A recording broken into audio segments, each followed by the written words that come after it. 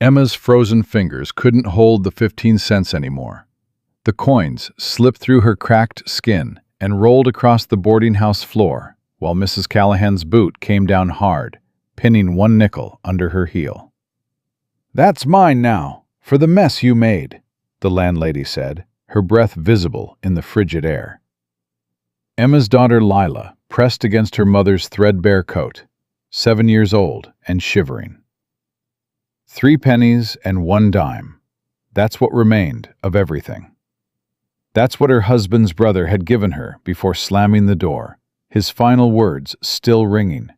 "Thomas didn't leave provision for a widow. Figure it out yourself."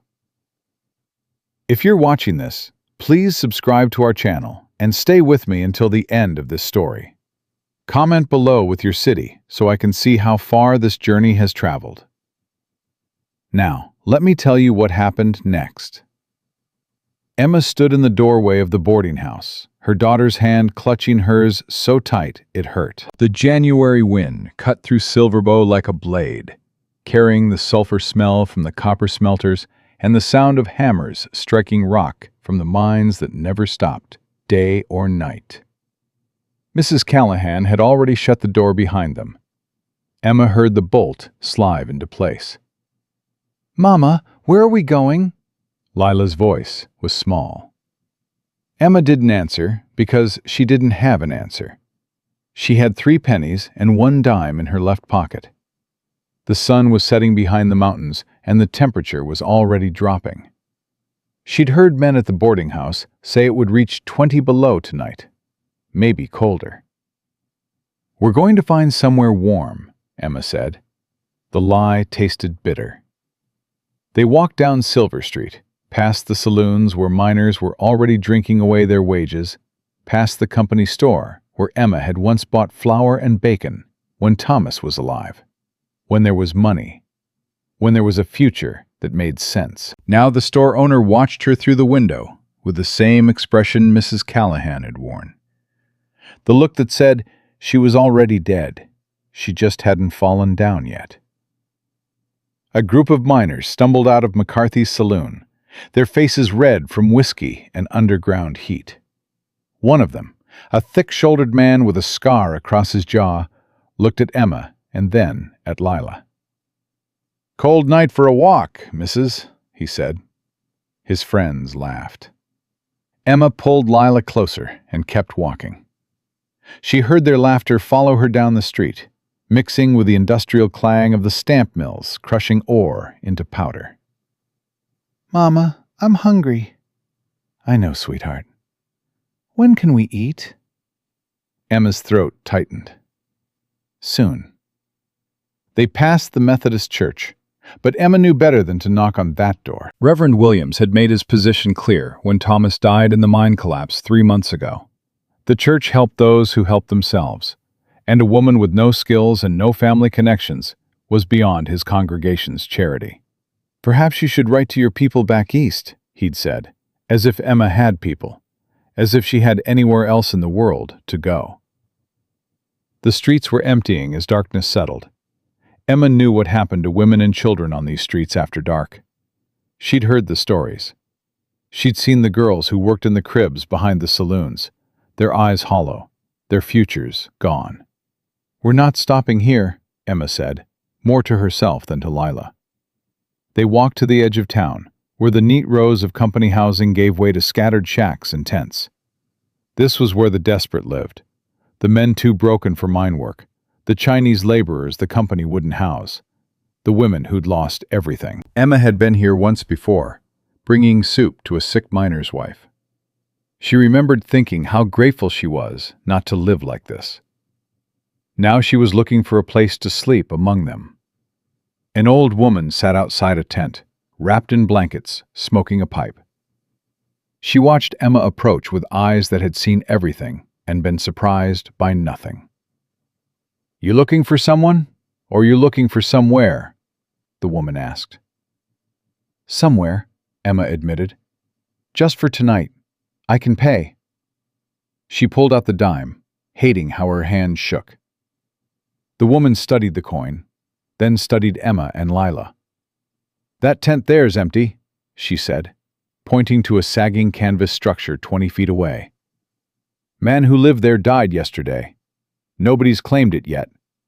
You can have it for the dime, but you better be gone before his brother shows up looking for his things. Emma handed over the coin. The woman's fingers were like iron when they closed around it. There's no stove, the woman added. No blankets neither. He died in his blankets, and I burned them. Consumption. Emma felt Lila press closer. Thank you, Emma said. The woman laughed, a dry, rattling sound. Don't thank me yet, honey. You might not make it till morning. Inside the tent, the darkness was complete. Emma could hear rats moving in the corners. The ground was frozen hard, and the canvas walls did nothing to stop the wind. Lila was crying now, quietly, trying to be brave. Lie down against me, Emma said. We'll keep each other warm. They huddled together on the frozen ground, and Emma wrapped her coat around both of them. Her daughter's body was so small, so fragile. Emma could feel Lila's ribs through her dress. When had her daughter gotten so thin? Tell me a story, Mama, Lila whispered. Tell me about Papa. Emma's chest ached. Your Papa was the strongest man in Silverbow, she began, the words automatic, worn smooth from repetition. He could swing a sledgehammer for 12 hours and never miss a stroke. He had arms like iron and a laugh that made the whole mountain shake. Did he love us? More than anything in the world. It was true. Thomas had loved them fiercely, desperately, the way a man loves when he knows his time might be short. Every miner knew. The mountain took men regularly, casually, without mercy. Thomas had died when a support beam failed and brought down half a tunnel. They'd told Emma he'd been crushed instantly, that he hadn't suffered. She didn't believe them. She'd seen enough death in Silverbow to know it was rarely quick or clean. Why did his brother send us away? Lila asked. Emma didn't answer.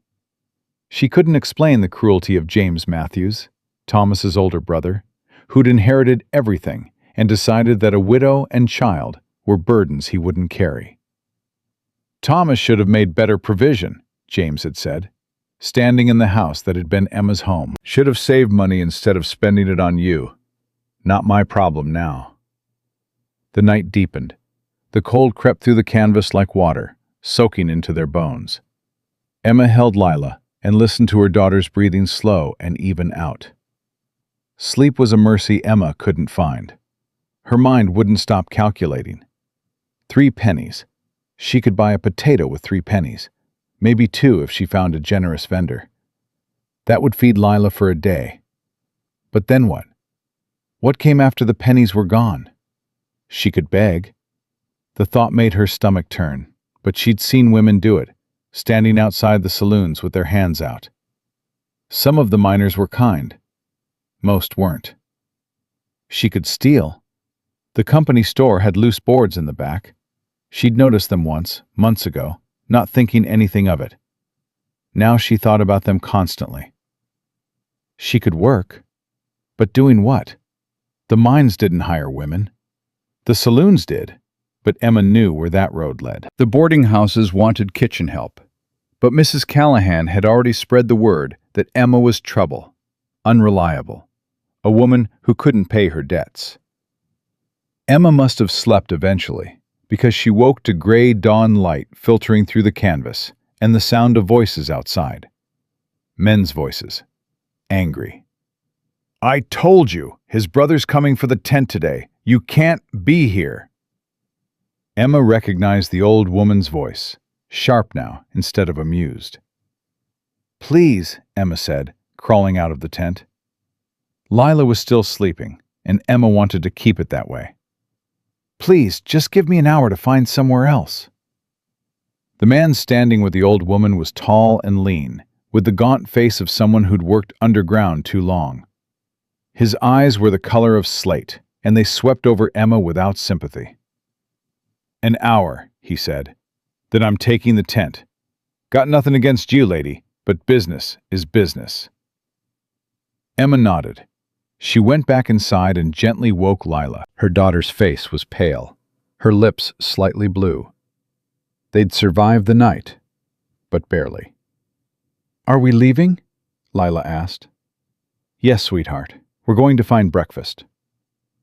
With 3 pennies. 3 copper pennies that felt like 3 stones in Emma's pocket, heavy and useless.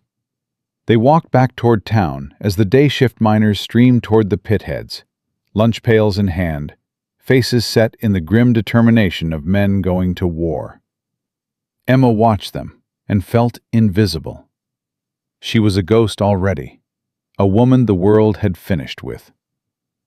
At the edge of the mining camp, Emma noticed something she'd never paid attention to before. Steam rising from the ground near a creek bed. The whole area was hazy with it, like morning fog, but denser, warmer. She could see it even in the weak winter sunlight, columns of vapor rising from cracks in the earth. "What's that, Mama?" Lila asked. "I don't know." They moved closer. The steam was definitely coming from underground, and when Emma held her hand over one of the larger cracks, she felt heat. Real heat. Not just the absence of cold, but actual warmth rising from the earth itself. "It's warm," Lila said, crouching down. "Don't touch it," Emma warned, but her mind was already racing. Heat. Free heat, coming from the ground. She'd heard miners talk about hot springs in the mountains, about geothermal vents that made the rock too hot to touch. Was this the same thing? "Careful there." Emma spun around. A man stood behind them, middle-aged, with the bent posture of someone who'd spent decades in cramped tunnels. His face was lined and weathered, but his eyes were kind. "That steam's hotter than you'd think," he said. "Known a man who got burned bad trying to sleep over one of those vents. Thought it would keep him warm through the night. Instead, it cooked the skin right off his back." Emma pulled Lila away from the crack. "Thank you for the warning," she said. The man nodded. He was carrying a lunch pail and wearing the canvas coat of a mine worker. "You're Thomas Matthews' widow," he said. It wasn't a question. "You knew my husband?" "Worked with him for 5 years. Good man. I was there when they brought him out." The man's face darkened. Or what was left of him. Emma swallowed hard. "Name's Robert Sullivan," the man continued. "Most folks call me Sully. I heard what James did to you. Heard he threw you out with nothing." Emma didn't respond. What could she say? Sully reached into his pocket and pulled out a small cloth bundle. "It's not much. Some bread and cheese from my lunch. My wife packed extra today. Said she had a feeling." Emma's pride wanted to refuse. Her hunger accepted the bundle. "Thank you," she whispered. "You got somewhere to stay?" Sully asked. Emma shook her head. Sully looked at the steam rising from the ground, then back at Emma. "Those vents go on for half a mile down this valley," he said. "Most folks stay away from them. Superstitious, I guess. Think they're openings to hell or some nonsense. But I've studied them a bit in my spare time. The heat comes from hot water underground, water that's been heated by the earth itself.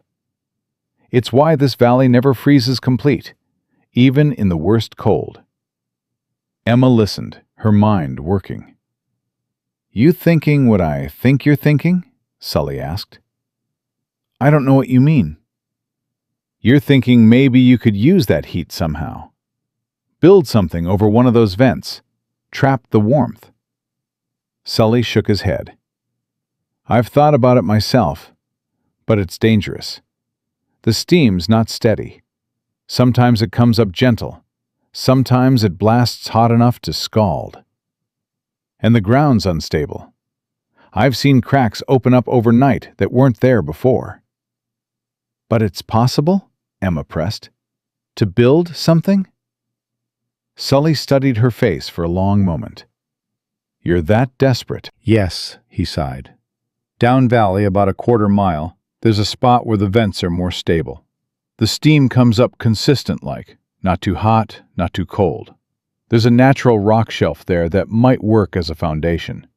If you were going to try something foolish, that's where I'd try it. Will you show me? Sully looked at the sun, calculating time. I'm already late for my shift, but I'll come back after dark if you're still here. Bring some tools, maybe. Can't promise anything, but I'll look at it with you. Why would you help me? Emma asked. Because Thomas was a good man, and because James Matthews is a bastard, and because my own sister died in circumstances not much different from yours. Sully's voice was rough. This world's hard enough without good people turning their backs on each other. He left, walking quickly toward the mine. Emma watched him go, then looked down at the bundle in her hands. She unwrapped it carefully. Inside was half a loaf of bread, a thick slice of cheese, and an apple. Can we eat now, Mama? Lila asked. Yes, baby, we can eat now. They sat on a flat rock near the steaming vents and ate slowly, making it last. The bread was fresh, the cheese sharp and rich, the apple crisp despite the cold. Emma gave most of it to Lila and watched her daughter's face regain some color, some life. When they finished, Emma walked down the valley like Sully had described. The steam vents followed the creek bed, some large, some small, all of them breathing heat into the frozen air. The ground here was strange. Patches of ice next to patches of bare rock. Green moss growing in impossible places. The smell of minerals sharp and metallic. A quarter-mile down, Emma found the spot Sully had mentioned. The rock shelf was about 6 feet across, and beneath it, 3 vents exhaled steady columns of steam. When Emma held her hand over them, the heat was strong but not burning. Warm like a kitchen stove, not like a forge. This could work, she whispered. Lila was exploring nearby, staying close but curious. Mama, look! Emma turned. Her daughter was pointing at something half buried in the dirt. Wooden planks, old and weathered, but still solid. Emma dug them out. There were 6 of them, each about 4 feet long, probably remnants from an old mining structure that had been abandoned. Good eyes, sweetheart, Emma said. They spent the rest of the morning scavenging. Emma found more planks, some pieces of canvas, a coil of rope that was frayed but usable, and a rusted bucket with a hole in the bottom. Not much, but something. By afternoon, Emma had dragged everything to the rock shelf and begun laying out a rough plan in her mind. If she could build a frame over the vents, cover it with canvas and mud to hold the heat, she might create a space warm enough to survive. It wouldn't be pretty. It might not even work. But it was a chance. The sun was setting when Sully returned. He'd brought a hammer, a handful of nails, and a saw. You're still here, he said. Where else would I be? Sully smiled grimly. Fair point. Show me what you're thinking. Emma explained her plan. A simple A-frame structure over the vents, using the planks for support and the canvas for covering, sealing it with mud mixed with whatever grass and straw she could find. Sully listened, nodding occasionally, then knelt down and examined the vents more closely. The heat's consistent here, he said, but you'll need to control it. Too much steam inside that small space and you'll suffocate. Not enough, and you'll freeze. How do I control it? You don't, Sully said. Not really. But you can manage it. Build air holes at the top. Make sure there's circulation. And you'll need to sleep elevated. Build a platform a foot or so off the ground. The hottest air will rise, so you want to be in the middle zone, not down in the steam or up in the dead air. They worked together as darkness fell and the temperature dropped. Sully showed Emma how to drive the planks into the ground at angles, creating a basic frame. They lashed them together with rope, then draped the canvas over the structure and weighted it down with rocks. Tomorrow you'll need to seal it, Sully said. Mix mud with grass, pack it into the gaps. Make it tight enough to hold heat, but not so tight you can't breathe. Emma nodded, exhausted but focused. "I'll come back when I can," Sully promised. "Bring more materials. But you're on your own most of the time. Can you handle that?" "I don't have a choice," Emma said. Sully looked at her with something like respect. "No," he agreed. "I suppose you don't." After he left, Emma and Lila crawled into the rough shelter. It wasn't finished, wasn't sealed, barely qualified as a structure at all. But inside, the air was noticeably warmer than outside.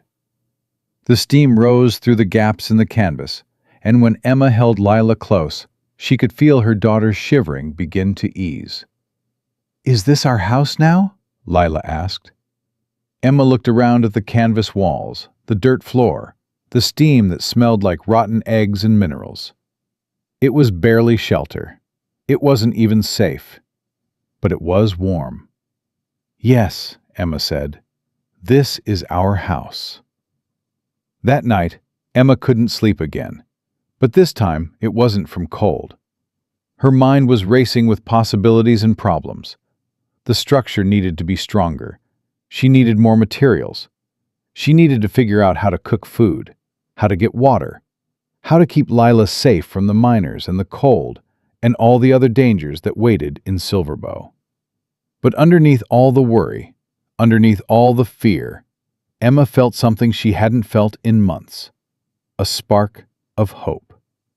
Not much, just enough to keep her moving forward. Just enough to make her believe that maybe, possibly, she and Lila might survive this winter after all. The steam rose around them, warm and constant, a gift from the earth itself. Emma closed her eyes and listened to her daughter's breathing, steady and peaceful. Tomorrow would bring new problems. Tomorrow she would have to figure out how to turn 3 pennies into survival. But tonight, they were warm. Emma woke to Lila's coughing. The sound cut through the steam-thick air inside the shelter, harsh and rattling. Emma sat up fast, her hands finding her daughter's back in the darkness. "Breathe slow, baby. Slow." Lila gasped between coughs, her small body shaking. The steam was too thick. Emma had known it might be a problem, but hearing Sully's warning was different from experiencing her child choking on sulfur-tinged air. "I'm going to open the top," Emma said, pulling at the canvas. Cold air rushed in, mixing with the steam, and Lila's coughing eased. But now they were losing the heat, and Emma could feel the frigid morning pressing down. "Better?" Emma asked. Lila nodded, her face pale in the dim light. "It smells bad, Mama." "I know. We'll get used to it." They crawled out of the shelter into a world covered in frost. The sun wasn't up yet, but the mining town was already awake. Emma could hear the stamp mills starting their relentless pounding, the shouts of shift bosses, the clang of metal on metal. Silverbow never slept, never stopped, never gave anyone time to catch their breath. Emma's stomach cramped with hunger. The bread and cheese from yesterday were gone. 3 pennies sat in her pocket like accusations. "Stay close," Emma told Lila. "We're going to find work today." They walked back toward town, following the creek. The morning shift miners passed them in groups, lunch pails swinging, boots crunching on frozen ground. None of them looked at Emma. She was already invisible, already forgotten. At the company store, Emma stopped. The owner, Mr. Hendricks, was unlocking the door. He saw Emma, and his expression hardened. "We don't give credit," he said before Emma could speak. "I'm not asking for credit. I'm asking for work." Hendricks laughed. "Doing what? You got skills I don't know about?" "I can clean. I can organize inventory. I can do anything you need." "I got a boy who does that for $2 a week. You willing to work for less?" Emma swallowed. "Yes." Hendricks studied her, then shook his head. "Can't hire you even if I wanted to. Company policy. No women in the store except as customers." Insurance liability or some such. Talk to the boarding houses if you need work. Mrs. Callahan already said no. Then I guess you're out of luck. Hendricks went inside and shut the door. Emma stood there, Lila's hand in hers, feeling the 3 pennies burn against her leg. $1.50 a week would have been salvation. Would have been food, and maybe, eventually, a real place to sleep. Mama? We'll try somewhere else. They tried the laundry. The Chinese woman who ran it looked at Emma's dirty clothes and torn coat and said something in Cantonese that didn't sound friendly. When Emma persisted, the woman pointed to a line of women already waiting outside. 6 of them, all desperate, all willing to work for almost nothing. Too many already, the woman said in broken English. No more. Emma tried the restaurant where miners ate breakfast. The owner was a thick-armed German named Klaus, who smelled like bacon grease and cigarettes. Kitchen work? Emma asked. You ever worked a kitchen before? No, but I can learn. Klaus shook his head. I need someone who knows what they're doing. Morning rush starts in 20 minutes. Can't train you and feed 50 hungry men at the same time. Please, I'll work for food. You don't even have to pay me. Can't do it. Health inspector comes through. Sees someone working for no wages. I lose my license. Klaus softened slightly. Look, I'm not heartless.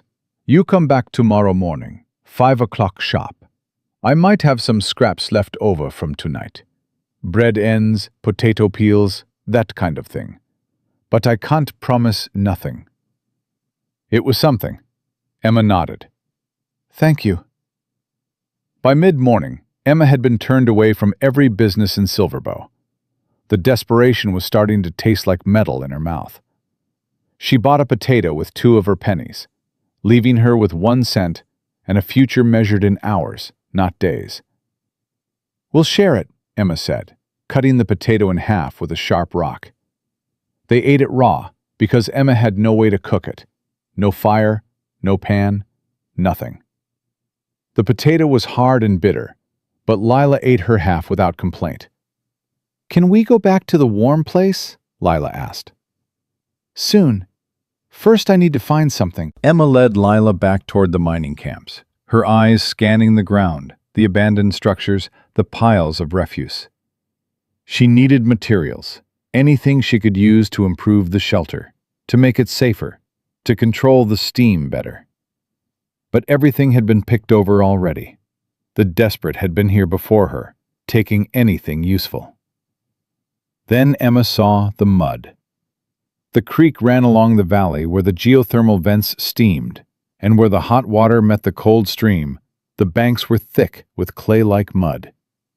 Warm mud, soft enough to work with, dense enough to hold shape. Emma knelt down and scooped up a handful. It was almost hot to the touch, mixed with minerals from the underground water. When she squeezed it, the mud held together perfectly.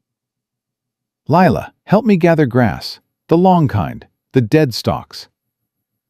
They worked together, Emma collecting mud in her rusted bucket, Lila pulling up dried grass and straw.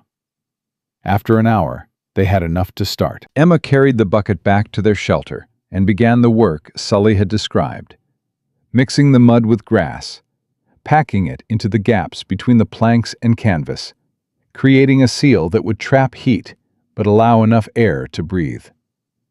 The work was hard. Emma's hands were cracked and bleeding within the first hour, the cold and the rough materials shredding her skin. But she kept going, kept packing, kept building. Lila tried to help, her small hands pushing mud into the smaller gaps, but mostly she watched, shivering despite the warmth rising from the vents. Why are you doing this, Mama? Lila asked. Because it's all we have. But why doesn't anyone help us? Why doesn't Uncle James help us? Emma stopped working. She looked at her daughter's face, so young, so confused by the cruelty of the world. Because people are afraid, Emma said finally. Your uncle is afraid that if he helps us, he'll end up like us. Most people are so scared of being poor that they'd rather step on the poor than risk becoming one of them. That's mean. Yes, it is. They worked until noon, until the shelter was more sealed than before, the mud drying in the cold air. Emma crawled inside to test it. The heat was better now, more contained, less steam choking the air. The smell was still strong, sulfur and minerals and earth, but the temperature was almost comfortable. This will work, Emma said, more to herself than to Lila. A voice came from outside. Will it, though? Emma scrambled out of the shelter.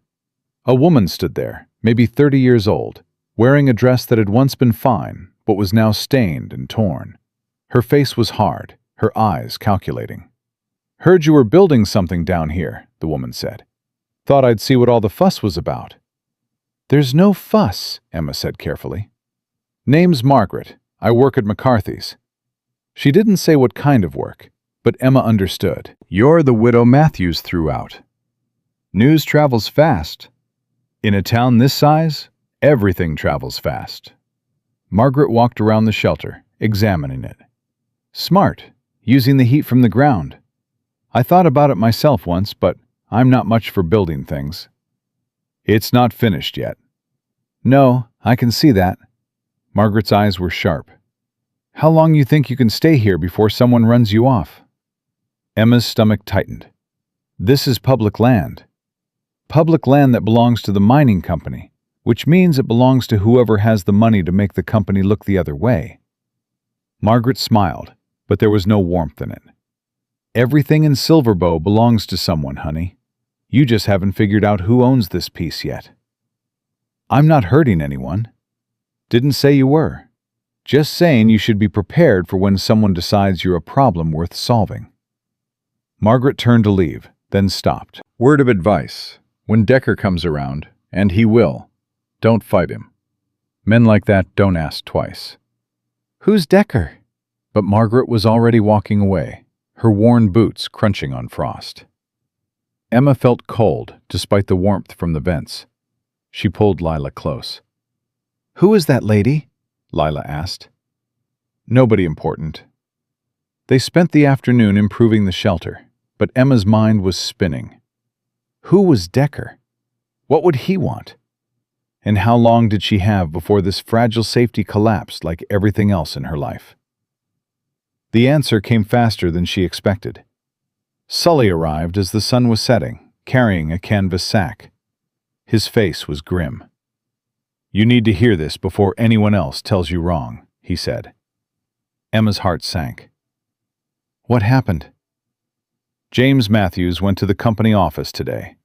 Filed a claim on this land. Says it's mineral rights territory. Says the company sold it to him for back taxes. Says you're trespassing. Emma couldn't breathe. He can't do that. He can do whatever he wants if he's got the company's ear. And James has been buying drinks for the superintendent for weeks, setting this up. Sully's voice was bitter. He didn't just throw you out, Emma. He's trying to make sure you can't land anywhere. Why? What did I ever do to him? You existed. You remind people he's a bastard. As long as you're suffering, folks whisper about him. As long as you're visible, he looks bad. Sully opened the sack and pulled out more canvas, some rope, and a small bag of nails. But here's what James doesn't know. That claim he filed won't be official for 3 weeks. Paperwork's got to go through the territorial office in Helena. You've got 3 weeks before the law can force you off this land. 3 weeks, Emma repeated. Then what? Then you prove this land is more valuable with you on it than without you.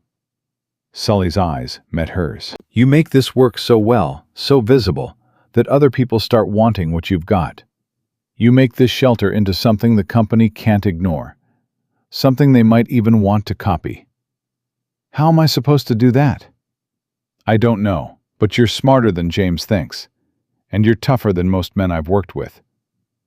Sully handed her the materials. These are from my shed.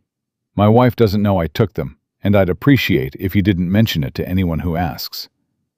Thank you, Sully. Don't thank me yet. You've got 3 weeks to perform a miracle.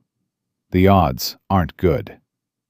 After Sully left, Emma sat outside the shelter and stared at the steam rising from the vents. 3 weeks. 21 days to turn mud and canvas and earth heat into something worth protecting. 21 days to save herself and Lila from being erased completely. Mama, I'm cold, Lila said from inside the shelter. Emma crawled back in and held her daughter. The heat from the vents wrapped around them, steady and strange and imperfect. But it was heat. It was survival. It was possibility. Tomorrow, Emma whispered, we're going to make this better. We're going to make this so good that people can't look away. That night, Emma barely slept. Her mind worked through problems and solutions, calculations and risks. By morning, she had a plan. It wasn't a good plan. It probably wouldn't work. But it was something. At dawn, Emma walked to the mining camp where the Chinese laborers lived. They kept to themselves mostly, excluded from the main town, treated like tools instead of people. Emma found the oldest man sitting outside a tent, drinking tea from a tin cup. Excuse me, Emma said. Do you speak English? The old man looked at her with eyes that had seen too much suffering to be surprised by more. Some. I need to learn how to build with mud and straw, how to make walls that hold heat, how to make a structure that won't collapse. Emma held up her last penny. This is all I have to pay you, but I'm a fast learner and I won't waste your time. The old man studied the penny, then studied Emma. Why you build? He asked. Because I have nowhere else to go. The old man smiled slightly. Good reason. He pocketed the penny. Come, I show you. His name was Chen, and he'd been building adobe structures in California before the railroad brought him north. He walked with Emma to the shelter, examined what she'd done, and shook his head. Wrong, he said.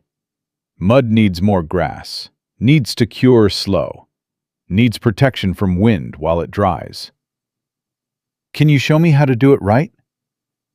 Chen looked at the vents, the steam, the valley. Interesting place. Hot ground, cold air. Like two worlds fighting. He knelt down and scooped up mud. Yes, I show you. But you work hard. No complaining.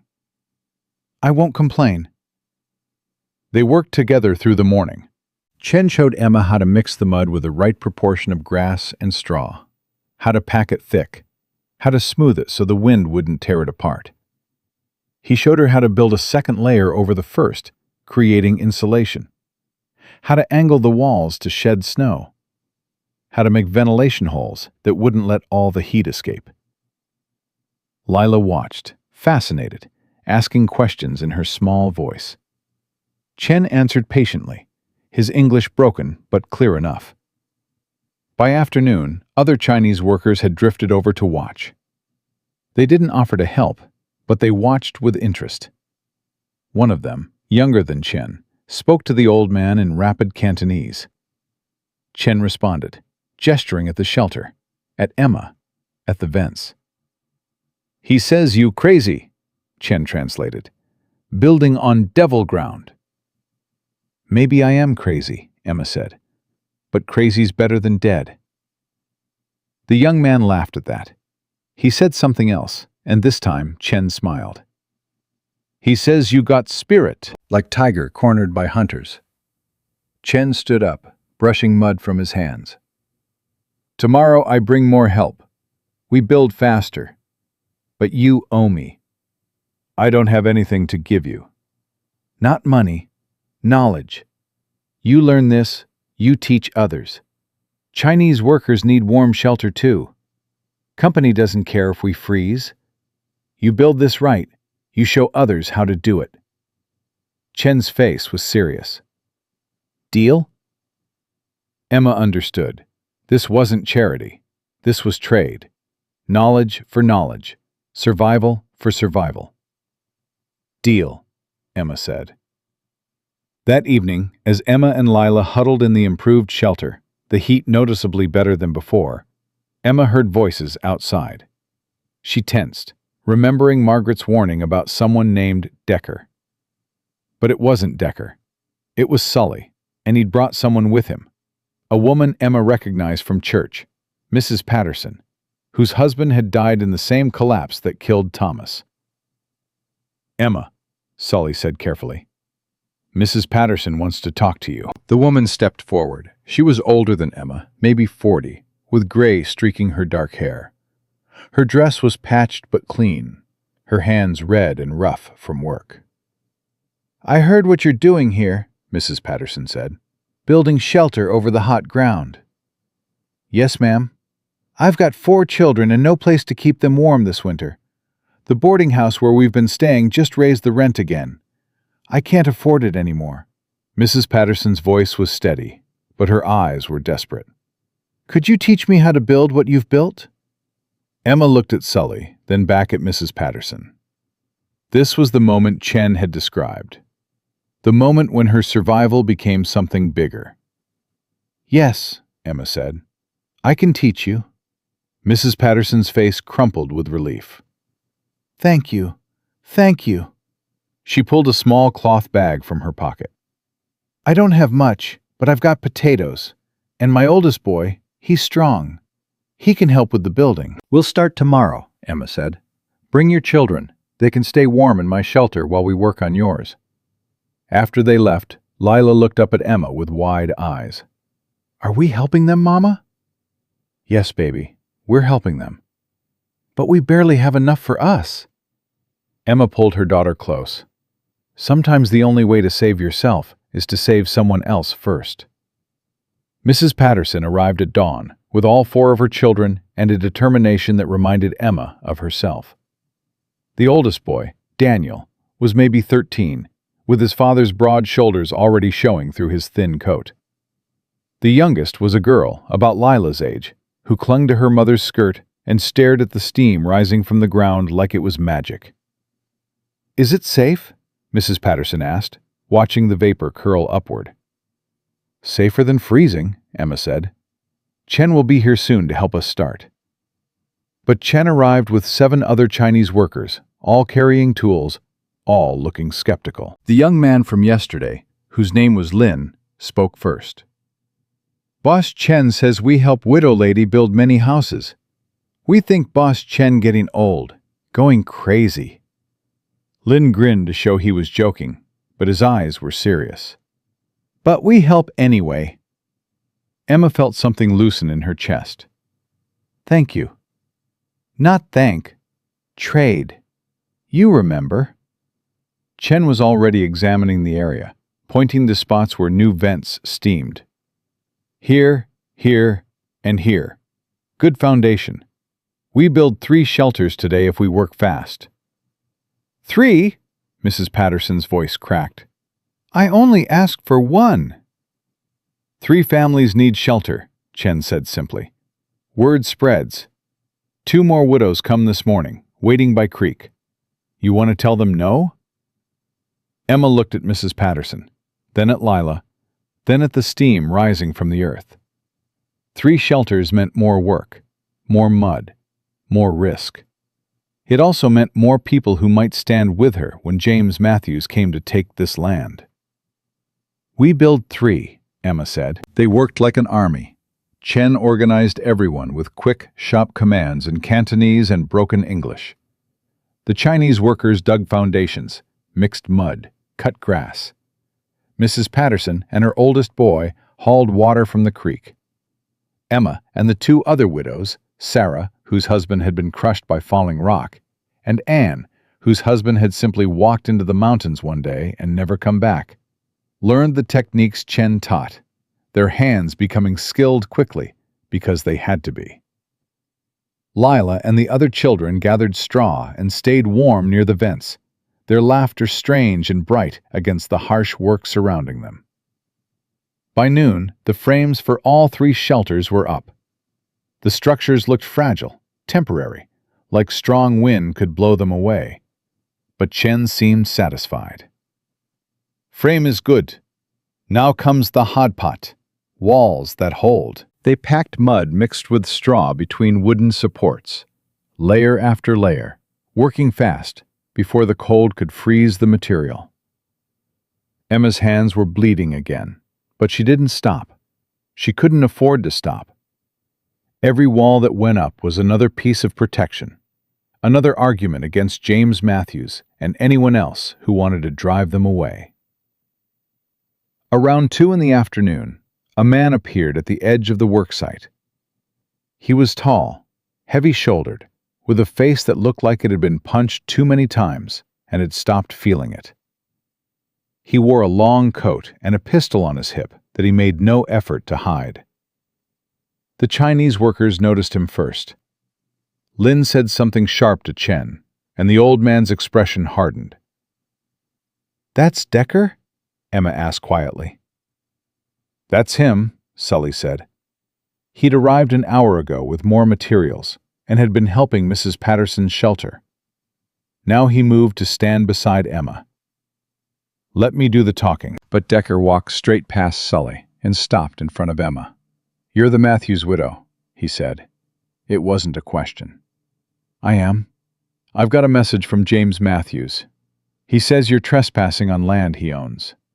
He says you need to clear out by tomorrow morning, or he'll have the sheriff remove you." Emma's stomach went cold, but she kept her voice steady. "The land claim isn't official yet. It has to go through Helena first." Decker smiled. It was not a pleasant expression. "That's what lawyers argue about. I'm not a lawyer. I'm the man James Matthews pays to solve his problems. And right now, you're his problem."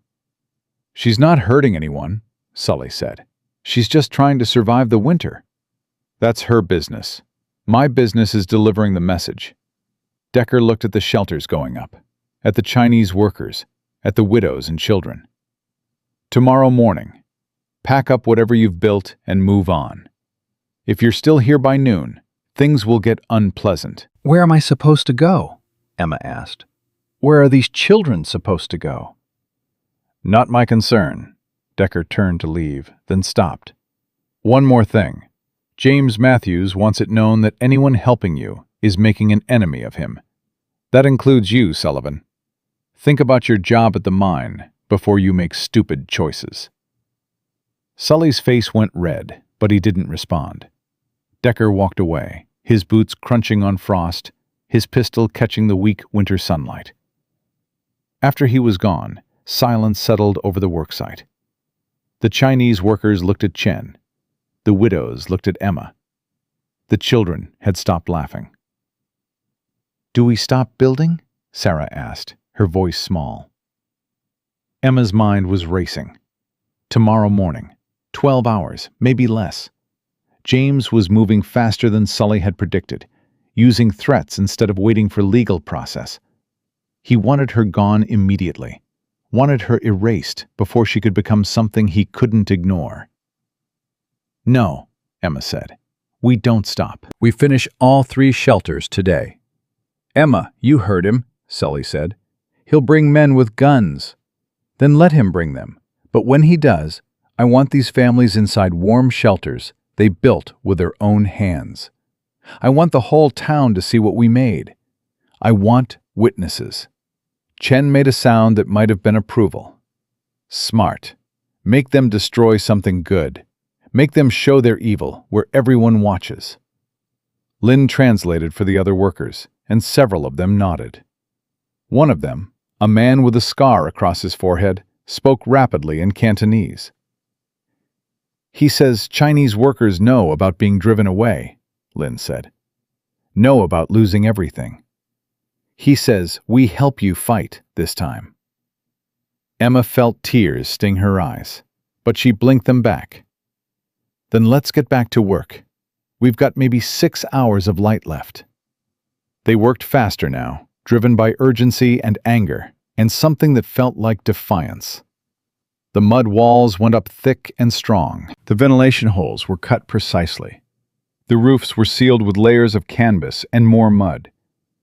By the time the sun was setting, all 3 shelters were finished. Rough, ugly, imperfect, but functional. Heat rose from the vents beneath each one, warming the air inside to temperatures that would keep the families alive through the coldest nights. Mrs. Patterson stood inside her new shelter with her children gathered around her, and she cried. "I can't believe this is ours," she said. "I can't believe we have somewhere warm." "Enjoy it while you can," Emma said, trying to keep the bitterness out of her voice.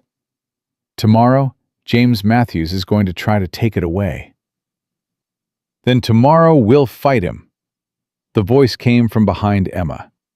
She turned and saw Margaret standing there, the woman from the saloon, still wearing her stained dress, but now carrying a rifle. "I thought you said not to fight men like Decker," Emma said. "I also said I wasn't much for building things. Doesn't mean I can't shoot." Margaret's smile was sharp. "Word spreading through town about what you're doing here, about these shelters, about James Matthews trying to run you off land that isn't even legally his yet. Some folks don't like it." "What folks?" "The kind who remember when they were desperate and nobody helped them. The kind who've been pushed around by men like James their whole lives and are tired of taking it." Margaret shifted the rifle. "I'm not the only one coming. There'll be others." Emma didn't know what to say. She'd expected to face tomorrow alone, maybe with Sully and Chen, maybe with the other widows if they were brave enough. She hadn't expected the broken women from McCarthy's saloon to arm themselves and walk into danger for her sake. "Why?" Emma asked. "Because you did something I never had the guts to do. You built something instead of just surviving." Margaret's voice was rough. "And because watching James Matthews get his way one more time makes me sick." That night, Emma couldn't sleep despite exhaustion that went bone deep. She lay in her shelter with Lila curled against her, listening to the sound of people gathering outside. Margaret wasn't alone. 3 other women from the saloon had come, all armed. 2 miners who'd worked with Thomas had shown up, with shovels and picks. The Chinese workers had built a fire nearby and were taking turns keeping watch. Sully came into the shelter around midnight, his face grim. "This is getting bigger than I expected," he said quietly, trying not to wake Lila. "The superintendent heard about the trouble. He sent word to James that if there's violence, the company won't protect him." "That's good, isn't it?" "It means James will be careful. It doesn't mean he'll back down." Sully ran a hand through his hair. "Emma, you need to understand what you're up against. James Matthews has money and connections. He's got the sheriff in his pocket. He can make life very difficult for everyone helping you." "I know." "Do you? Because if this goes wrong, it's not just you who suffers. It's Mrs. Patterson and her kids. It's Chen and the Chinese workers. It's me and my family." Sully's voice was strained. "I've got a wife and 2 daughters. If I lose my job at the mine, we starve." Emma sat up, careful not to disturb Lila. "Then leave. I never asked you to risk everything for me." "You didn't have to ask. Thomas was my friend." Sully's eyes were wet. "But I need you to know what's at stake. I need you to be sure this is worth it." Emma looked at her daughter, sleeping peacefully in warmth that came from the earth itself, from Emma's own desperate ingenuity. She looked at Sully's worried face. She thought about Mrs. Patterson crying with relief in her new shelter, about Chen teaching her skills that could save lives, about Margaret standing guard with a rifle she probably didn't know how to use properly. "It's worth it," Emma said, "because if we don't stand up now, when do we stand up? If we don't say no to James Matthews now, when do we say no? We're already at the bottom. We've already lost everything. What else can they take from us?" "Your lives," Sully said bluntly. "They can take your lives." They're taking our lives anyway. Just slower. Emma's voice was steady. At least this way, we die fighting for something. Sully was quiet for a long moment. Then he nodded. All right. Then we fight. Dawn came cold and clear. Emma stood outside her shelter with Lila behind her, watching the road that led from town. The widows were gathered with their children inside the shelters, trying to act calm, trying to pretend this was just another morning. The Chinese workers had formed a loose line between the shelters and the road. Margaret and the other women from the saloon stood ready, their rifles held with varying degrees of confidence. Sully was pacing, his nervous energy crackling like lightning about to strike. "Maybe he won't come," Mrs. Patterson said, her voice hopeful. "He'll come," Emma said. And he did. Around 8 in the morning, a group of men appeared on the road. Decker was in front, and behind him walked 6 others, all armed. But James Matthews wasn't with them. He'd sent his enforcer instead of coming himself. Decker stopped about 20 feet away and surveyed the group facing him. His expression was unreadable. "I thought I made myself clear yesterday," Decker said. "These structures need to come down." "No," Emma said. "That's not how this works.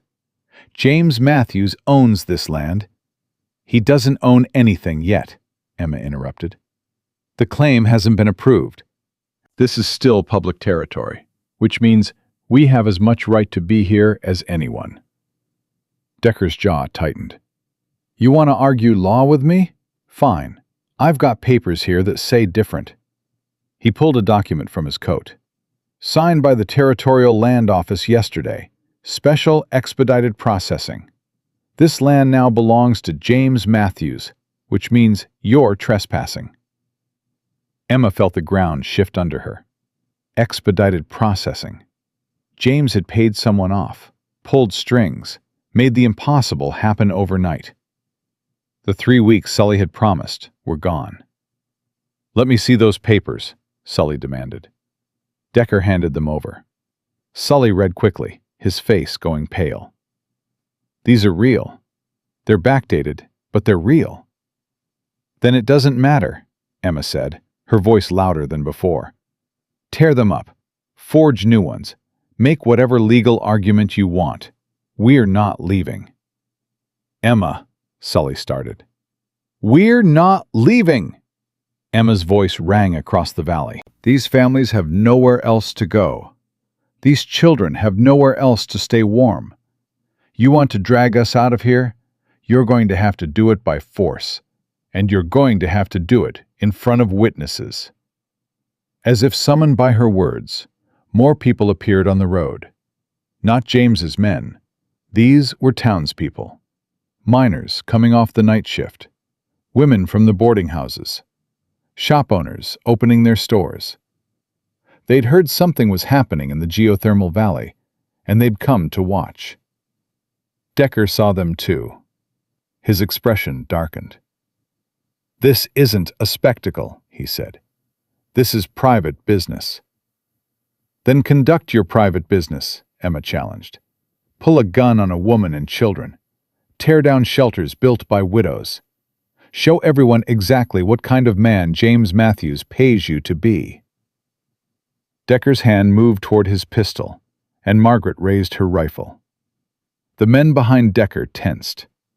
The Chinese workers gripped their tools tighter. The crowd of townspeople pressed closer, muttering, watching. For a long, terrible moment, Emma thought it would end in blood. Then a new voice cut through the tension. "Decker, stand down!" Everyone turned.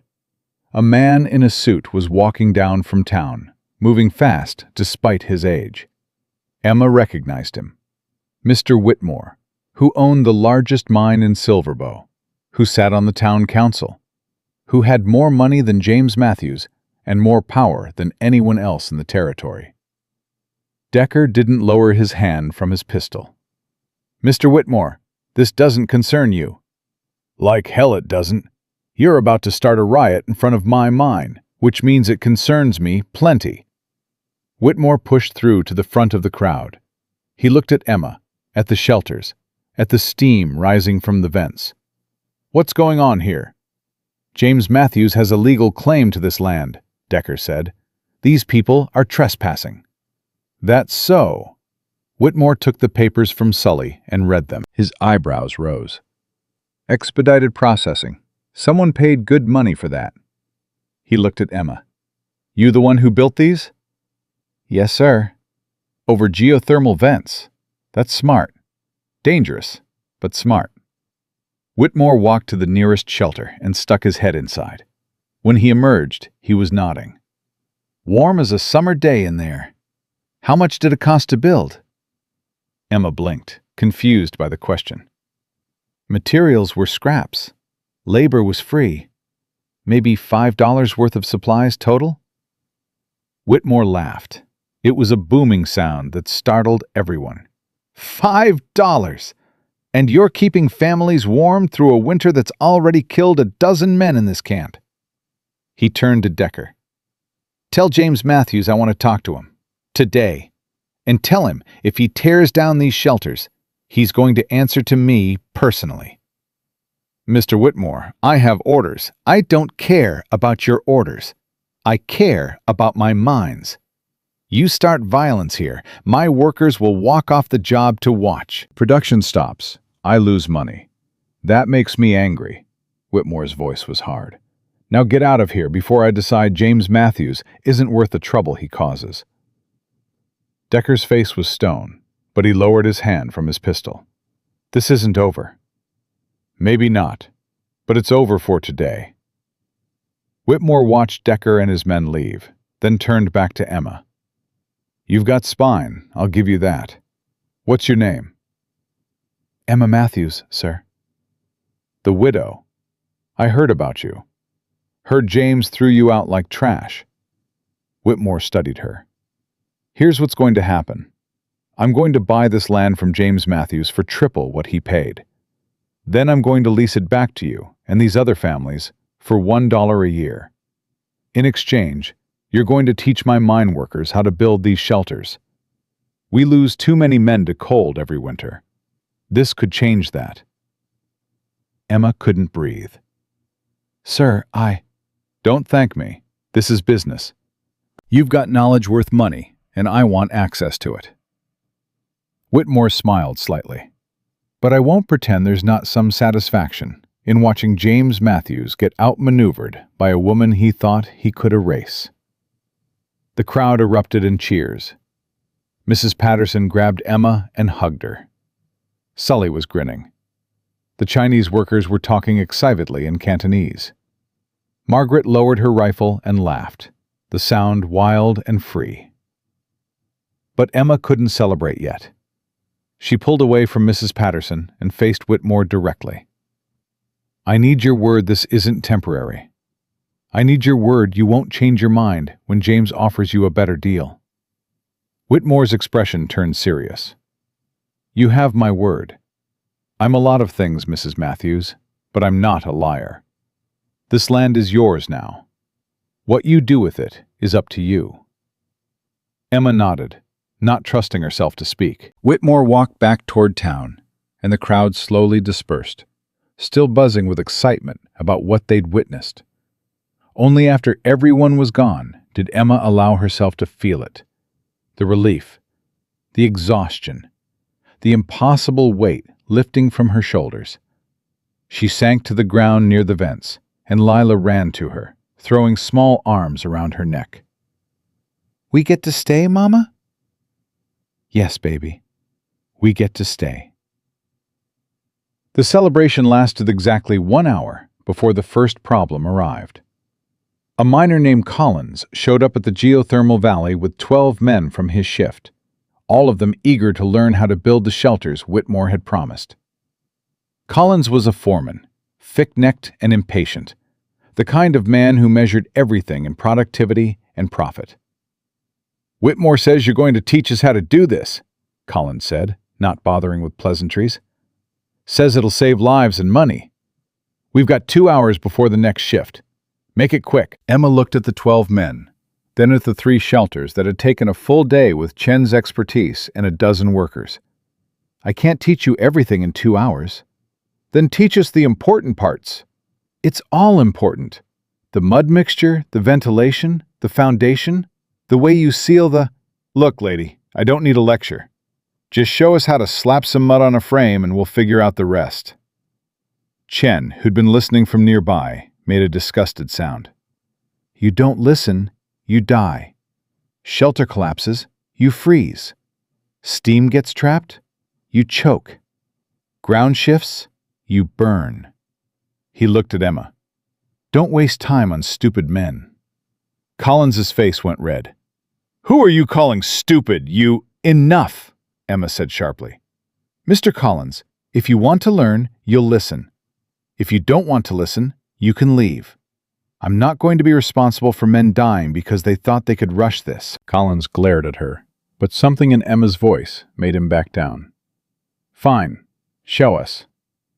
Emma spent the next 2 hours teaching them the basics: how to test the vents for consistent heat, how to mix the mud with the right proportion of straw, how to angle the walls for wind protection.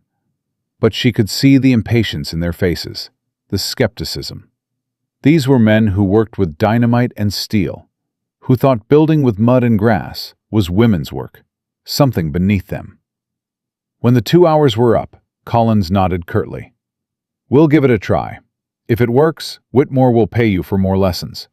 If it doesn't, we're done here." After they left, Sully shook his head. "That's going to end badly." "I know," Emma said, "but I can't force them to do it right."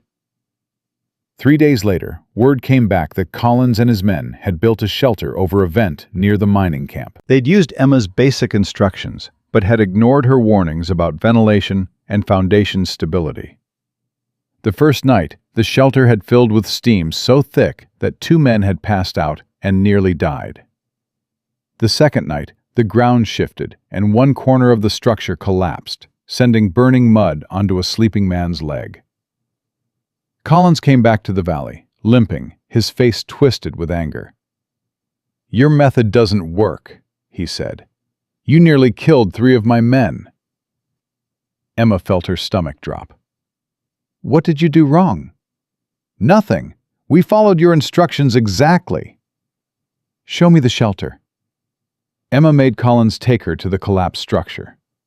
One look told her everything. They'd built it too close to a vent that was clearly unstable, with cracks radiating outward like spider webs. They'd sealed the ventilation holes completely because heat was escaping. They'd used mud that was too wet and hadn't let it cure before putting weight on it. "You didn't follow anything I taught you," Emma said quietly. "We followed enough. This whole idea is dangerous and stupid, and I'm telling Whitmore you're a fraud. Tell him whatever you want. But those men nearly died because you were too arrogant to listen." Collins left, and Emma knew the damage was done. By evening, the story had spread through Silverbow. Emma's shelters were death traps. The Chinese worker had been right to call them devil ground. People who'd been interested in learning now stayed away. Mrs. Patterson found Emma sitting by the vents, her head in her hands. "You can't blame yourself for this," Mrs. Patterson said. "I can, and I do. I should have been there. I should have made sure they did it right." "You can't be everywhere, Emma. You're one person." But Emma felt the weight of it crushing her.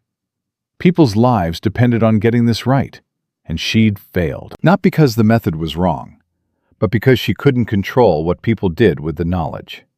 That night, Lila woke up coughing again, but this time it was worse. Deep, rattling coughs that brought up blood.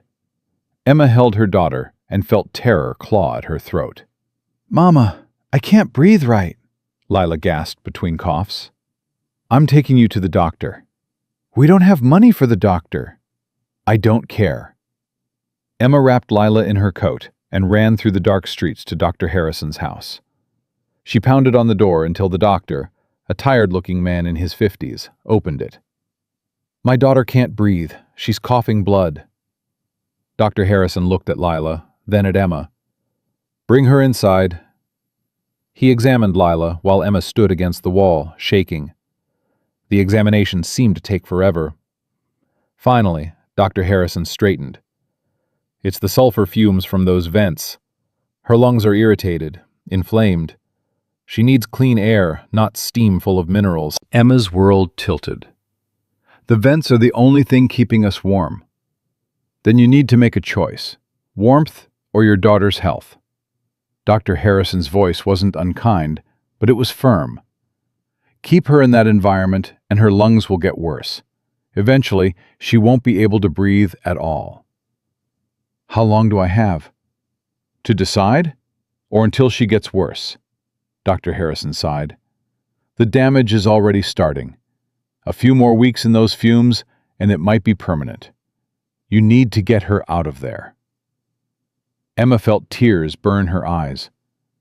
I don't have anywhere else to go. That's not a medical problem. That's a life problem. And I can't help you with that. Dr. Harrison gave Lila some medicine, a tincture that would help with the coughing, and charged Emma nothing. I knew your husband. He was a good man. I'm sorry things turned out this way. Emma carried Lila back to the valley, her mind spinning. Everything she'd built, everything she'd fought for, was poison to her daughter. The very thing keeping them alive was slowly killing Lila. Chen found her sitting outside the shelter at dawn, still holding Lila, who'd finally fallen asleep. You look like you've seen a ghost, Chen said. Emma told him about the doctor's diagnosis. Chen listened, his face grave. The fumes are bad for small lungs, he agreed. Need better ventilation. Need to filter the air somehow. How? We barely have materials for the basics. Chen thought for a long moment. Charcoal. Burns out the bad air. And cloth soaked in water, hung at the entrance. Catches some of the minerals before they get inside. He looked at Emma. It won't fix everything, but it might help. Might isn't good enough. It's what we have. Emma wanted to scream. She wanted to tear down the shelter she'd built, wanted to run from this valley and never look back. But where would she run? Where would she go? I'll try the charcoal, Emma said finally. Chen helped her set up a small charcoal filter near the vent openings, and Emma hung wet cloths at the entrance to the shelter. The air inside improved. Not perfect, but better. Lila's coughing eased slightly, though it didn't stop completely. But word of Lila's illness spread, just like the story about Collins's failed shelter had spread. Now people were saying the geothermal vents weren't just dangerous for builders who didn't know what they were doing. They were dangerous for everyone, especially children. Margaret came to the valley with a grim expression. There's talk in town, she said. People saying you're endangering kids by keeping them near those vents. Saying someone should report you to the territorial marshal. Report me for what? For trying to keep my daughter from freezing to death? For child endangerment. For running an unsafe camp. Margaret's voice was tight. James Matthews is behind it. He's been talking to the sheriff, planting seeds. He wants you gone, Emma, and he's found a new way to make it happen. Emma felt rage burn through her exhaustion. He never stops. Men like him don't. That afternoon, the sheriff arrived. He was a lean man named Porter, with cold eyes and a badge that James Matthews probably paid for. Mrs. Matthews, he said, his voice flat. I've had complaints about the conditions here. Reports that children are getting sick from the fumes, that the shelters are unsafe. One child had a cough, Emma said. We fixed the ventilation. She's better now. I'll need to see for myself. Porter inspected all 3 shelters, examining the vents, the walls, the children who lived there. Mrs. Patterson's youngest daughter showed him how warm it was inside, how they'd slept through the coldest nights without trouble. Sarah's sons demonstrated the ventilation system Chen had designed. When Porter emerged from the last shelter, his expression was unreadable. The structure seems sound enough, he admitted. And the children look healthy. Emma felt relief flood through her. But, Porter continued, I'm not convinced this is a safe, long-term solution. I'm giving you 2 weeks to prove these shelters can survive the worst winter can throw at them. If there's another incident, anyone gets hurt, anyone gets sick, I'm shutting this whole operation down. Clear? Crystal. Porter left, and Emma knew what he'd really said. James Matthews wanted her gone. But even the sheriff couldn't justify forcing her out without cause. So she had 2 weeks to be perfect. 2 weeks for nothing to go wrong. That night, the temperature dropped to 30 below zero, the coldest night Silverbow had seen in a decade.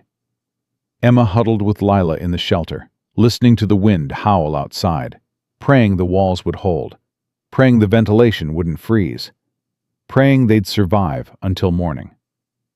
The walls held. The heat from the vents stayed strong. By dawn, Emma and Lila were warm and safe, while outside, the town had lost 2 miners to the cold. Men who'd frozen to death, walking home from the night shift. Word spread fast. The shelters had worked. While men in proper houses, with fireplaces and coal stoves, had struggled through the night, the widows and children in the mud and straw structures over geothermal vents had slept in comfort. By mid-morning, there was a line of people at the valley, wanting to learn how to build Emma's shelters. Collins wasn't among them, but his replacement, a quiet man named Davis, who'd lost his fingers to frostbite years ago, stood at the front of the line with a notebook and pencil. I want to learn the right way, Davis said.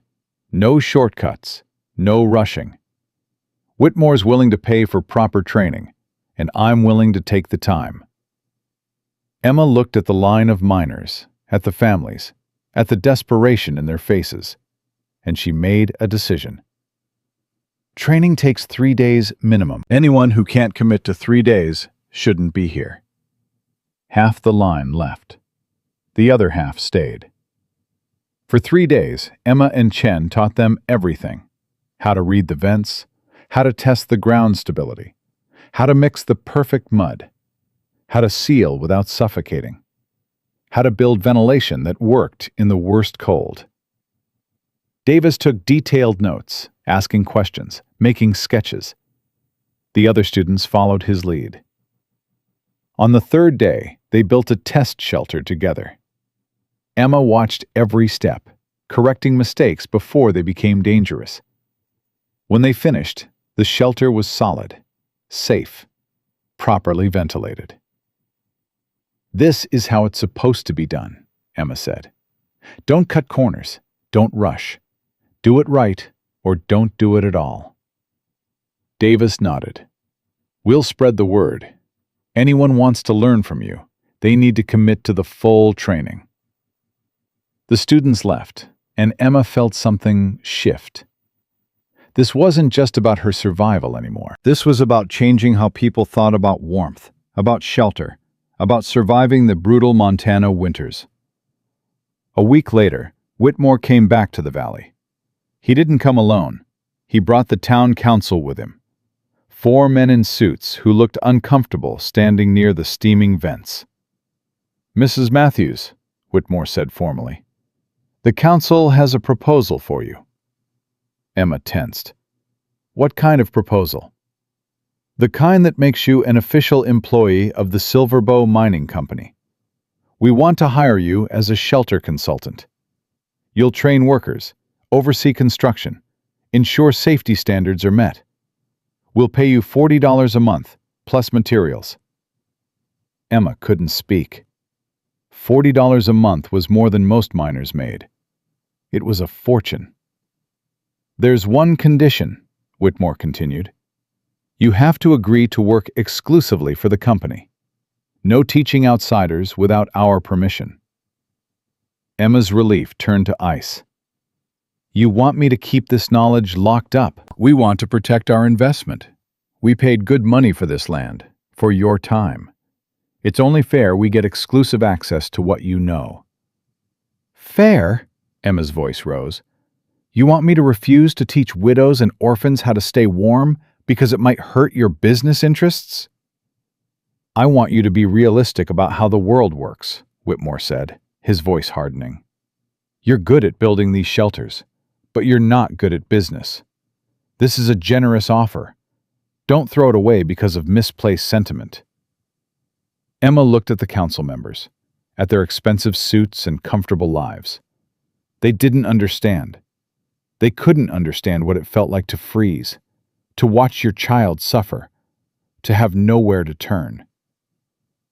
No, Emma said. Whitmore's eyebrows rose. No? I won't keep this knowledge from people who need it.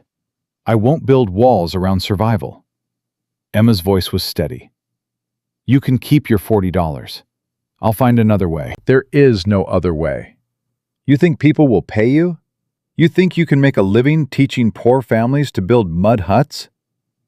Whitmore laughed, but there was no humor in it. You're making a mistake. Maybe, but it's my mistake to make. Whitmore left with the council, and Emma stood alone in the valley, wondering if she'd just destroyed her only chance at security. $40 a month. She'd turned down $40 a month because of principle. Sully found her an hour later, his face pale. Emma, what did you do? What I had to. You turned down a fortune. My wife heard about it. The whole town's heard about it. People think you're crazy. Maybe I am. You're definitely crazy. Sully sat down heavily on a rock. But you're also probably right. Whitmore wants to control this because he knows it's valuable. If you'd taken his deal, you'd be comfortable, but you'd be trapped. So instead I'm free and broke. Welcome to the club. Sully managed a weak smile. But here's what you might not know. People are talking about what you did. The miners, the workers, the families. They're saying Emma Matthews told the richest man in Silverbout to go to hell because she wouldn't abandon them. They're saying you chose them over money. I chose what was right. In Silverbout, that's the same thing. That night, Emma counted her remaining money. She had $3.40, payment from families who'd taken her training and insisted on contributing something. It wasn't $40 a month, but it was honest money, earned by helping people instead of hoarding knowledge. Lila was sleeping peacefully, her breathing steady. The charcoal filter and wet cloths were working. She hadn't coughed blood in a week. Emma lay down beside her daughter and stared at the canvas ceiling. She'd made enemies of the most powerful men in Silverbout. She'd turned down financial security. She'd bet everything on the belief that doing right was more important than doing well. Tomorrow would bring new problems. Tomorrow, James Matthews would probably try again to destroy her. Tomorrow, the sheriff might find a reason to shut her down. But tonight, Emma was warm. Tonight, her daughter was safe. Tonight, families across the valley were sleeping in shelters they built with knowledge she'd given freely. And that was enough. The money ran out on a Tuesday. Emma counted the coins 3 times, hoping the numbers would change. But they didn't. $1.15. Not enough for food. Not enough for anything except maybe 2 more days of survival, if she stretched it impossibly thin. Lila was watching her with those knowing eyes, too old for her 7 years. We're out of money, aren't we, Mama? We'll be fine. You always say that. Emma didn't have a response, because Lila was right. She did always say that, and it was becoming less true each time. The knock on the shelter frame came just after dawn the next day. Emma crawled out to find Davis, the miner who'd taken her training seriously, standing with 3 other men. Mrs. Matthews, we've got a problem, Davis said. The company's building shelters over at the North Camp using your method, but they're doing it wrong. Already had 1 partial collapse.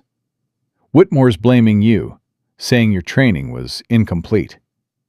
Emma felt rage spark in her chest. I offered complete training. He wanted to keep my knowledge locked up. You can't have it both ways. I know. That's why we're here. Davis gestured to the other men.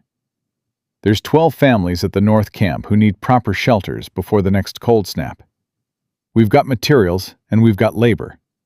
What we need is you to oversee the work. We can pay $2 per shelter. Emma did the math quickly. 12 shelters at $2 each was $24. It was survival. It was hope. When do we start?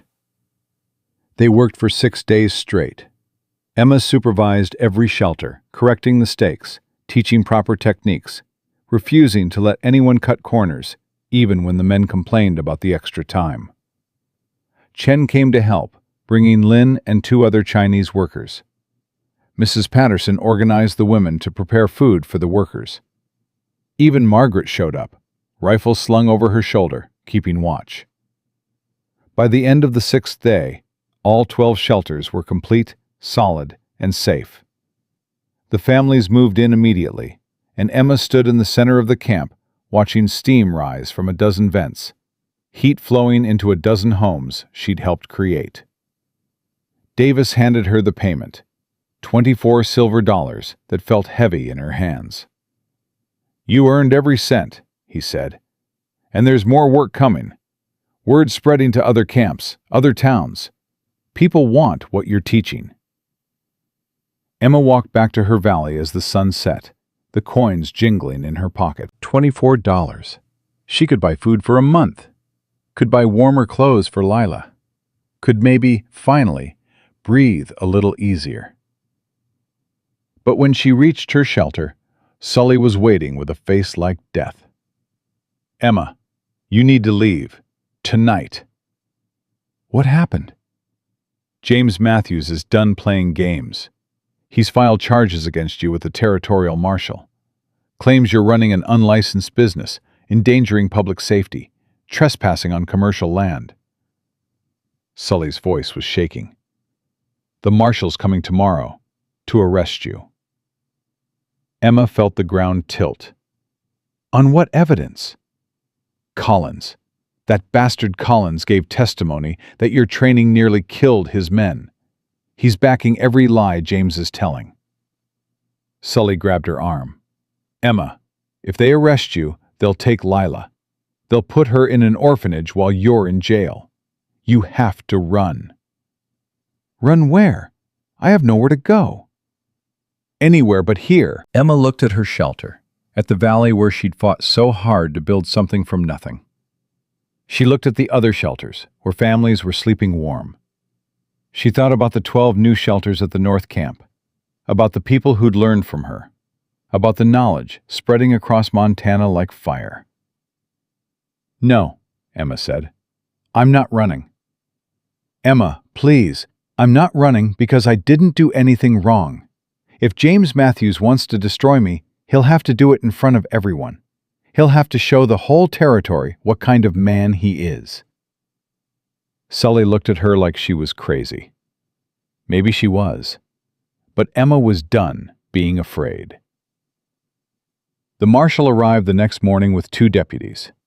He was a tall man named Carson, with gray hair and a weathered face that had seen too much frontier justice. Emma Matthews? He asked. That's me. I have a warrant for your arrest on charges of criminal negligence and operating a dangerous commercial enterprise without proper licensing. Carson didn't look happy about it. I'm told there have been multiple injuries and at least 1 near death resulting from structures you built. That's a lie. That's what the trial will determine. You'll need to come with me. Can I say goodbye to my daughter first? Carson hesitated, then nodded. 5 minutes. Emma crawled into the shelter where Lila was sitting, her face pale with fear. Mama, what's happening? I have to go away for a little while. Mrs. Patterson is going to take care of you. No, I want to stay with you. Emma held her daughter tight, memorizing the feel of her small body, the smell of her hair. Listen to me, baby. Sometimes doing the right thing means being brave even when you're scared. I need you to be brave now. Can you do that? Lila was crying, but she nodded. I love you more than anything in this world, Emma whispered. Don't ever forget that. When Emma emerged from the shelter, she found that the valley wasn't empty anymore. People had gathered. Miners, families, women from the saloon, Chinese workers. Mrs. Patterson was there with all her children. Chen and Lin stood at the front of the crowd. Even Davis had come, along with half the men from the North Camp. And they were angry. "You can't arrest her," Mrs. Patterson said, her voice ringing clear. "She saved my family. She saved all our families." "I have a warrant, ma'am. This isn't optional." "Then you'll have to arrest all of us," Davis said, stepping forward. "Because we're not letting you take her." Carson's hand moved to his pistol. "Don't make this worse than it has to be." "Worse?" Margaret laughed, hard and bitter. "You want to see worse? Try dragging a woman away from her child on false charges, while the man who really wants her dead hides behind his money." The crowd pressed closer. The deputies looked nervous. Carson's face was stone. "Everyone step back," Carson ordered. "This is the law." "The law is bought and paid for by James Matthews," someone shouted from the back. The crowd erupted in agreement. Emma saw the situation spinning out of control, saw violence about to break loose, and she knew what she had to do. "Stop!" Emma's voice cut through the noise. "Everyone, stop!" The crowd quieted. "I'll go with the marshal," Emma said. "Peacefully, no fighting, no violence." "Emma, no!" Mrs. Patterson started. "Yes, because this isn't about me anymore. This is about whether we're going to let James Matthews use the law to crush people who won't bow to him. This is about whether truth matters more than money." Emma looked at Carson. "I'll go to trial. I'll stand in front of a judge and jury, and I'll tell them everything about being thrown out with 15 cents, about building these shelters to survive, about James Matthews trying to bury me because I remind him he's cruel." Carson studied her face. "That's a noble speech, Mrs. Matthews, but speeches don't win trials." "Maybe not, but the truth does." Emma let Carson put iron cuffs on her wrists. She let him lead her away from her daughter, from her shelter, from everything she'd built. She heard Lila crying behind her, and it nearly broke her, but she kept walking. The jail was a stone building that smelled like urine and despair. Carson put Emma in a cell and locked the door. "For what it's worth," Carson said quietly, "I don't think you're a criminal. But James Matthews has pull with the territorial governor. He wants you buried, and I've got orders to make it happen." "Then why are you telling me this?" "Because you deserve to know what you're up against." Carson paused. "Trial set for 3 days from now. Judge Blackwood is presiding. He's a company man, which means James Matthews owns him. You'll need a lawyer." "I don't have money for a lawyer." "Then you'll need a miracle." Carson left Emma alone in the cell.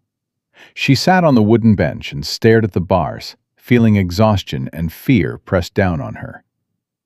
3 days. 3 days to find a way out of this, to prove James Matthews was lying, to keep from losing everything. The first miracle arrived that evening. A man Emma had never seen before appeared at her cell. He was young, maybe 30, with spectacles and a worn suit that had been expensive once, but was now threadbare. "Mrs. Matthews, my name is Robert Chen. I'm Lin's brother. I'm also a lawyer." Emma sat up fast. "Lin has a brother who's a lawyer?" "Stanford Law School, class of 1884. Couldn't get work in San Francisco because I'm Chinese, so I came to Montana thinking it would be different. It wasn't." Robert smiled grimly. But I'm still licensed to practice law, and I'm still good at it. My brother told me what you did for the Chinese workers, how you traded knowledge instead of taking money, how you stood up to Whitmore when he tried to buy your silence. I'm not a hero. I just did what I had to do. That's what heroes always say. Robert pulled papers from his bag. I'm going to represent you at trial, pro bono, which means free. And I'm going to destroy James Matthews' case so thoroughly he'll wish he'd never heard your name. Emma felt tears sting her eyes. Why would you do this? Because my family knows what it's like to be crushed by powerful men. Because my brother respects you, and I respect my brother. And because I'm tired of watching injustice win. Robert's voice was steady. Now tell me everything. Start from the beginning. Emma told him. Every detail, every struggle, every moment from the night she was thrown out with 15 cents to the day she turned down Whitmore's offer. Robert took notes, asked sharp questions, built a timeline. This is good, he said finally. James has overplayed his hand. He's claiming you caused injuries through negligence, but the actual evidence shows the injuries happened because men ignored your training. We can prove that. How? Davis. He took notes during your training sessions, detailed notes. If we can show the jury that Collins ignored your explicit warnings, the negligence charge falls apart. Hope flickered in Emma's chest. What about the licensing charge? Harder to fight. There's technically a law requiring business licensing for commercial enterprises. But we'll argue you weren't running a business. You were providing education. And the fee structure was voluntary donation, not fixed pricing. Robert smiled. It's a narrow distinction, but it might work. Over the next 2 days, Robert built Emma's defense. He interviewed witnesses. Sully, Mrs. Patterson, Chen, Davis, even Margaret. He collected Davis's training notes. He documented every shelter Emma had helped build, every family she'd saved. On the morning of the trial, Robert looked exhausted, but determined. Remember, he said, stay calm. Answer questions directly. Don't let James's lawyer provoke you into anger. The jury needs to see you as you are, a widow who survived against impossible odds. The courtroom was packed. Emma had expected a quiet proceeding, but word had spread, and it seemed like half of Silverbow had shown up. James Matthews sat at the prosecution table, his expression cold. His lawyer was a slick man named Thornton, who looked like he'd never lost a case in his life. Judge Blackwood entered, and everyone stood.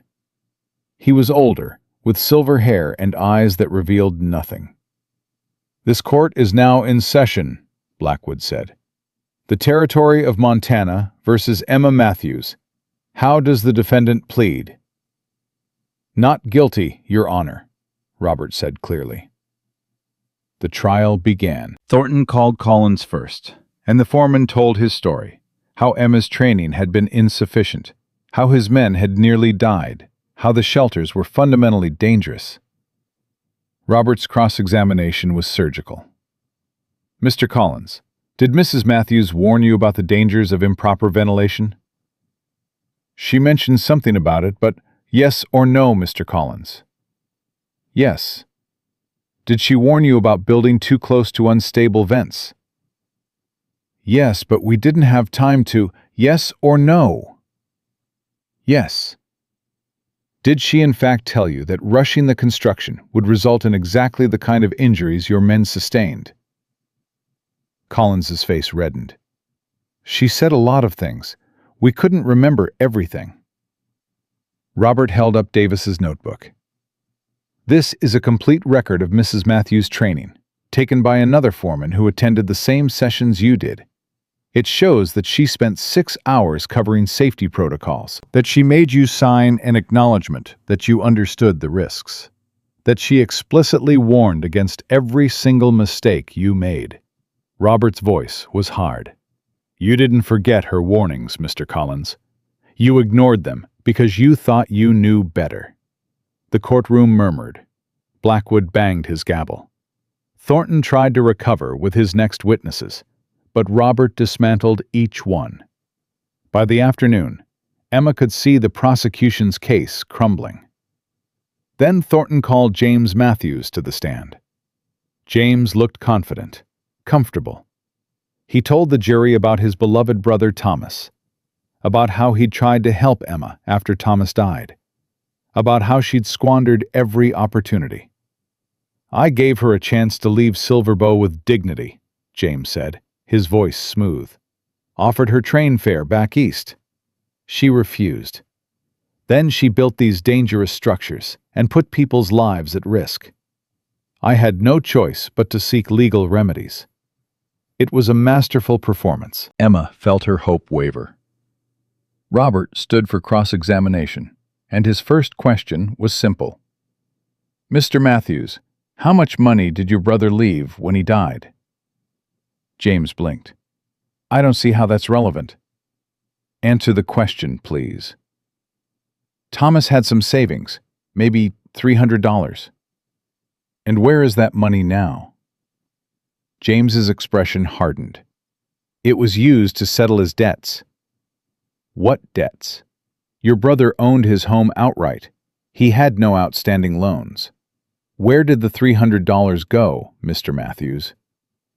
"I don't have to account for every penny. You do when you're accusing a widow of negligence while you stole her inheritance." Robert's voice was sharp.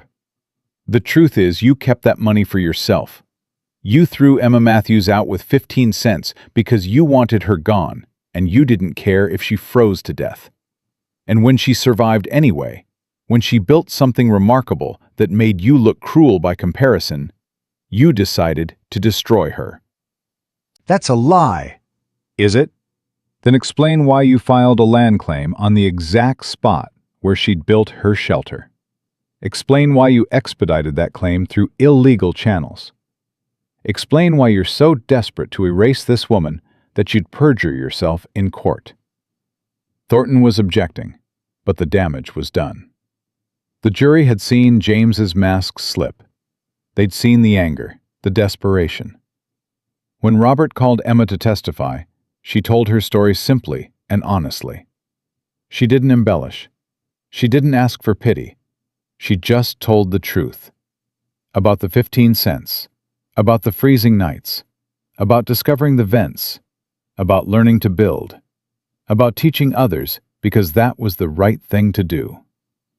"Mrs. Matthews," Robert said gently, "why did you turn down Mr. Whitmore's offer of $40 a month?" "Because he wanted me to stop teaching people who needed help. Because survival shouldn't be something you lock behind walls and charge for." Emma's voice was steady. "I've been on the other side of those walls.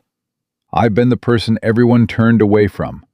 I won't do that to others, not for any amount of money."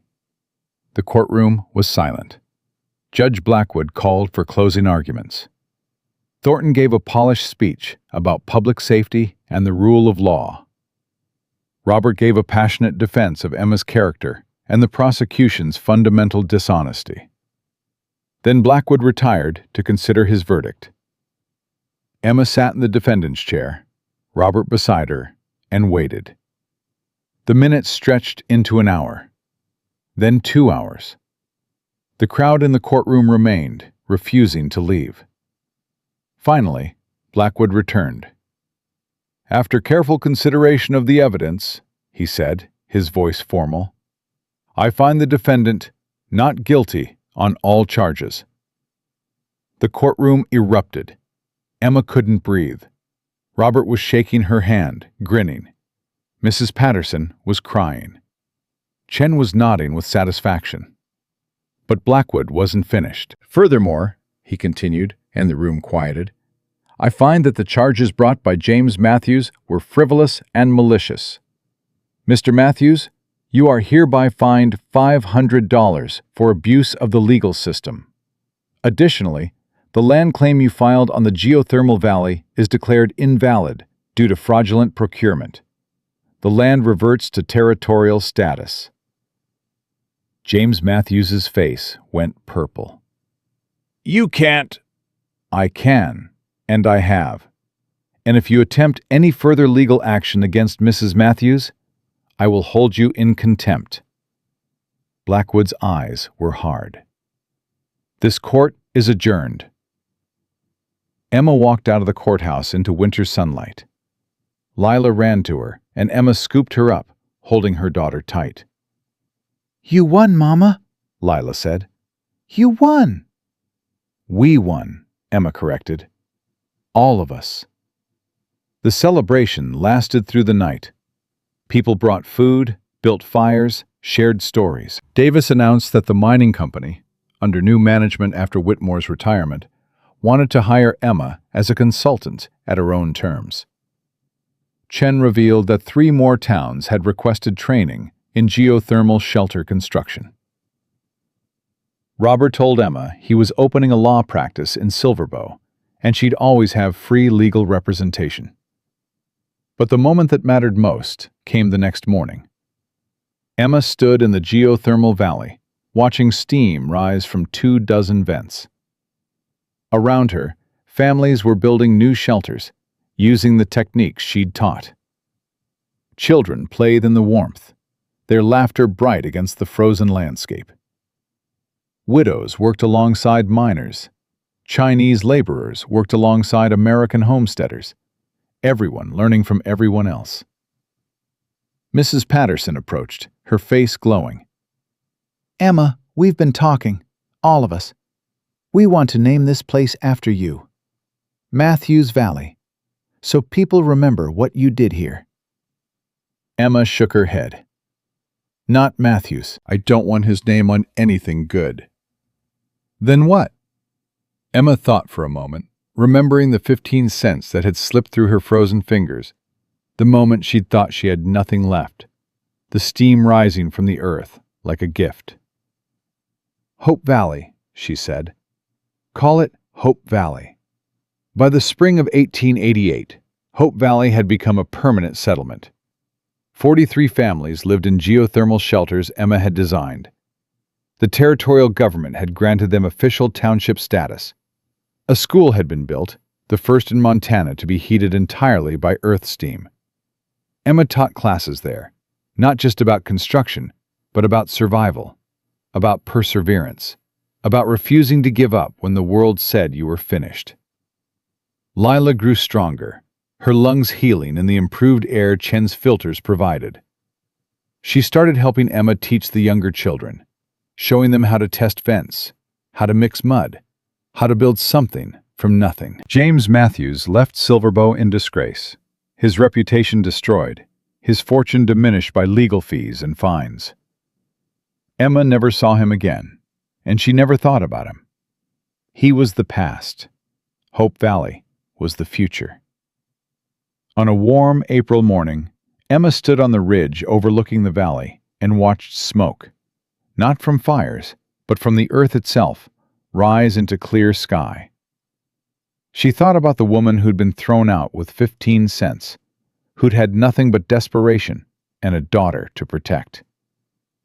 That woman had been terrified, broken, convinced she was going to die. But she hadn't died. She'd survived. And in surviving, she'd built something that would outlast her. A community founded on the principle that knowledge shared was more valuable than money hoarded. That survival was a right, not a privilege. That even the earth itself would provide warmth if you were brave enough to accept its gift. Emma Matthews had been cast out as garbage, but she'd discovered fire beneath the frozen ground. And with it, she'd forged a home that would never go cold again.